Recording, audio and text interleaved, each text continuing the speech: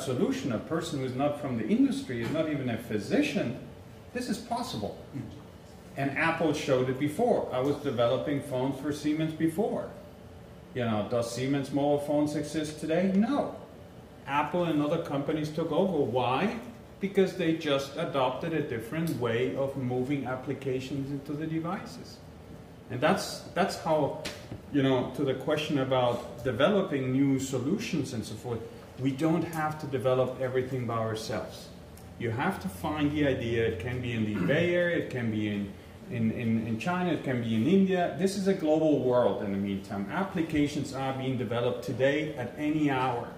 So it's about identifying really the right skill set in the planet and say, bring it in, adoption, and just bring it out to the market, rather than developing by ourselves. Sorry. No, not at all. I want to continue with this question, but I think there's another thread to it, which would really be appropriate for Wolfgang to respond to as a physician. Separate apart from the usability of the technology, the question arises, how does the information that the technology delivers, how is it, how do we optimize it in terms of it being both actionable and in terms of it being reliable clinically? I mean, what has changed a lot is the relationship between patients and physicians nowadays. When I think back, when I was a teenager and a patient in a physician's office, I was going there to get a decision and advice and a prescription.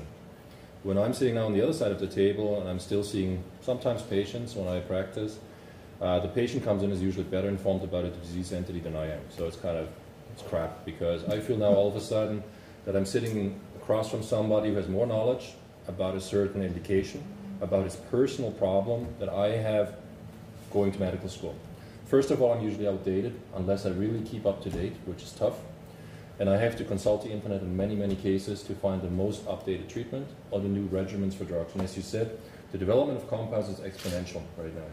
So you cannot expect from any physician anymore to be completely up to date, especially not in a broad area.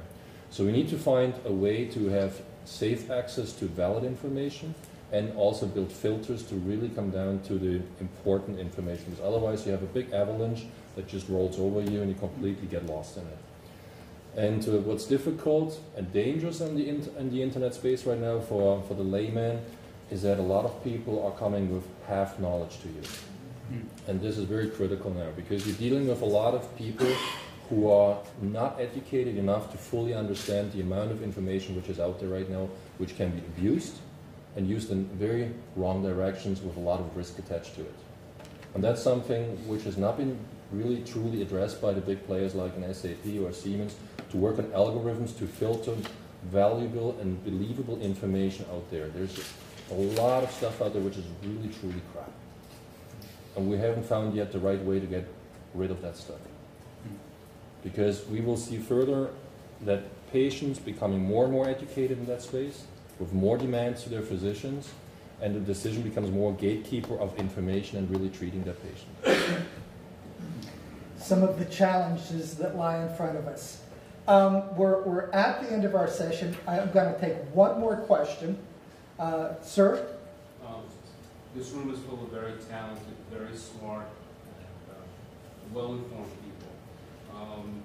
What would be for each member of the panel, what would be a small thing or small solution that you're looking for to a